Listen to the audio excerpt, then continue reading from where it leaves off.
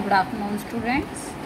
हमने क्लास 8 का चैप्टर 16 पानी की कहानी पढ़ा था, उसका एक पार्ट जिसमें हमने बताया था कि जो रामचंद्र देव हैं इनके लेखक वो बताते हैं कि कैसे वो आगे बढ़े तो एक बेर की झाड़ी पर से मोती की सी बूंद उनके हाथ पे आ पड़ी तो उनको आश्चर्य हो गया, क्योंकि जो ओस की बूंद थी कलाई पर से सरक कर हथेली पर आ गई और जब उनकी नज़र पड़ी तो वो रुक गई। अब थोड़ी देर में उन्हें क्या सुनाई देने लगा? सितार के तारों की सी आवाज़ सुनाई, झंकार की।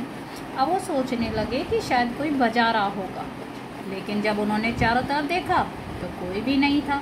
फिर उन्हें क्या एहसास हुआ कि शायद यह जो आवाज़ है मेरी हथेली से ही निकल रही है। जब उन्होंने ध्यान से देखा तो पता चला कि बूंद के 2 कण हो गए हैं, छोटे छोटे अलग अलग हिस्सों में बैठ गए और वो दोनों हिल हिल कर ये आवाज़ पैदा कर रहे हैं, मानो बोल रहे हों। जैसे ऐसे लग रहा था जैसे वो बोल रहे हों। उसी सुरीली आवाज़ में मैंने सुना। क्या सुना उन्होंने? लेखक ने सुनो सुनो कहता है, मैं तब भी चुप रहा।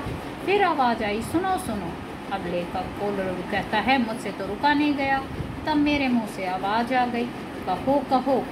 अब जो ऐसा लग रहा था जैसे ओस की बूंद मानो खुशी से हिली और बोली, मैं ओस हूँ। उसने कहा, भाई मुझे पता है। वो कहती है, लोग मुझे पानी भी कहते हैं और जल भी कहते हैं। वो कहता है, मुझे ये बात भी पता है। अब वो कहती है, मैं बेर के पेड़ में से आई हूँ। तब लेखक कहता है, नहीं नहीं झूठी। मैंने कहा और सोचा, बेर के पेड़ में क्या पानी का फव्वारा निकल रहा है जो ये वहाँ से आई है? फव्वारा यानी पानी की ऊंची दहार। तो बूंद फिर हिली, मानो मेरे अविश्वास यानी यकीन ना करने से उसे दुख हुआ हो। अब वो उसने क्या बताया? बूंद ने, सुनो, मैं इस पेड़ के पास की भूमि यानी धरती में बहुत दिनों से इधर उधर घूम रही थी। मैं कणों का हृदय टटोलती फिरती थी कि एकाएक पकड़ी गई। वो कहती है कि जो है धरती में मैं इधर से उधर घूम रही थी कणों का दिल टटोलते हुए, लेकिन अचानक मुझे किसी ने एक दिन पकड़ लिया। अब पूछता है लेखक, कैसे? वह जो तुम पेड़ देख रहे हो ना, वो ऊपर उतना ही बड़ा नहीं है, पृथ्वी में भी लगभग इतना ही बड़ा है। अब बूंद क्या बताती है? जो सामने पेड़ दिख रहा है जितना बड़ा ऊपर है, धरती में भी उतना ही बड़ा है।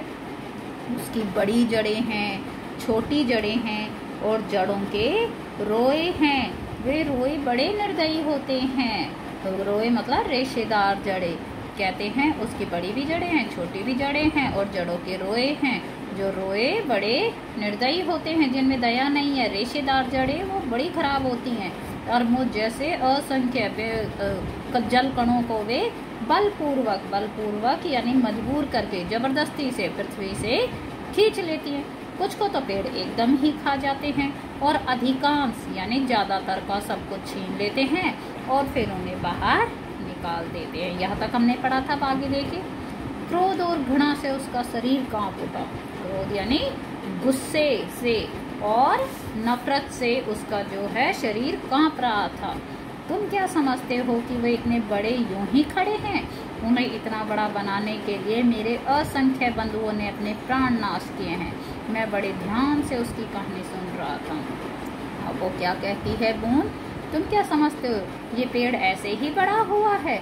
नहीं, इसे बड़ा बनाने के लिए हमारे बंधुओं यानी भाइयों साथियों ने अपने प्राण नाश यानी मारे गए हैं। मैं बड़े ध्यान से उसकी कहानी सुनता रहा।